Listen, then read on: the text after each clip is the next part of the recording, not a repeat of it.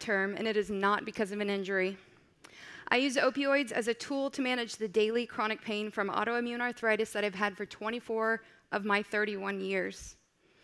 From spondylitis, which is autoimmune arthritis of my spine, rheumatoid arthritis, complex migraines, and recently, because of a foot fracture, CRPS, or chronic regional pain syndrome.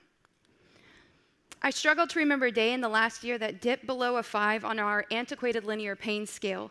Most days I hover around a 7, and right now, even after proper sleep, good eating habits, meditation, and a TENS unit today, I'm still at a 7. I have been encouraged to take less, and at times encouraged by my pain team to actually take more when I've been trying too hard to tough it out due to my own self-stigma.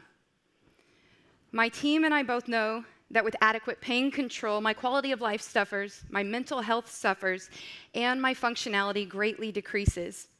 And when you live in chronic pain, being denied proper pain control is being denied the opportunity to truly heal. Pain is a cyclical beast that commonly flirts with anxiety.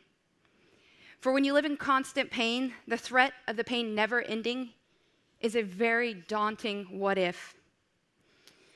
Anxiety becomes not just a response of the brain, but a physical stress response of the body, a body that is in crisis and screaming for help. It's 2 a.m. and it's the witching hour. My bed should be a place of comfort, yet laundered sheets do nothing to convince my heart that this pain is going to stop. Delirious and exhausted on a good night, I take 100 milligrams of tramadol, sometimes more. That won't be enough to keep the panic of pain, though, from subsiding for the next 45 minutes while I wait for those medications to kick in. I surround myself with heat, ice, music, and beg my cat to sit by my side. And yet, I spend yet another night on the couch.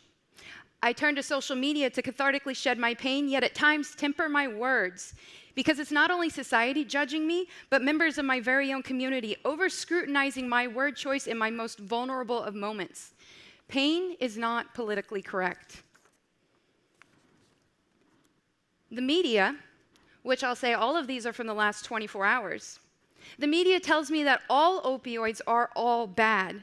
The media makes everyone believe that I, too, am struggling with addiction, and the media lumps me in with statistics on heroin usage and overdose deaths.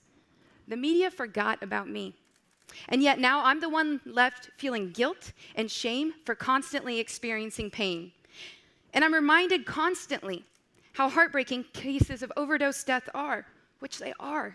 But my story is not connected to those stories. They're not. I know they're not. I had a close family member die due to heroin.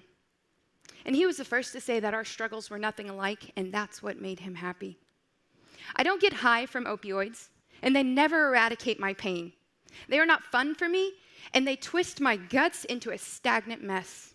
They tether me to a healthcare in language of legal contracts that ask me to pee in a cup and guilty before proven innocent. At the pharmacy, I get a bottle of 60 Percocet for $10. Yet I am asked to pay out of pocket for massage, acupuncture, heat therapy, ice packs, cognitive behavioral therapy, pain psychologists, anything else.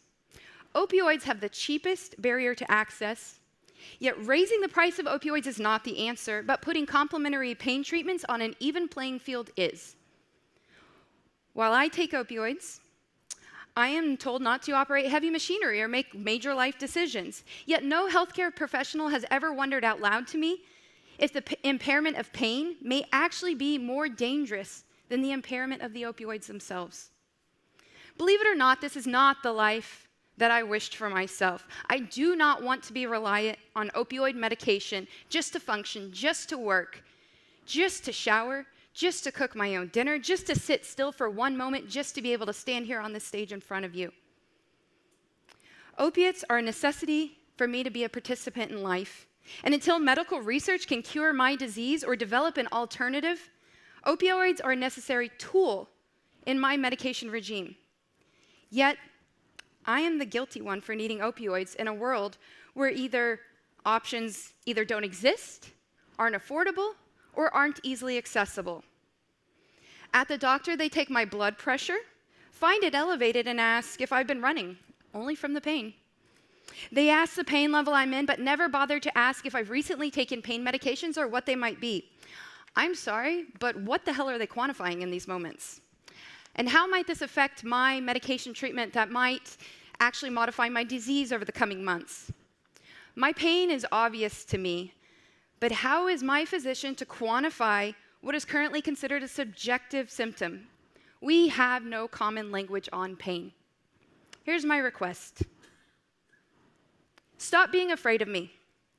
Stop assuming that I am the source of the problem. I am not going to get your son or daughter hooked on the pills.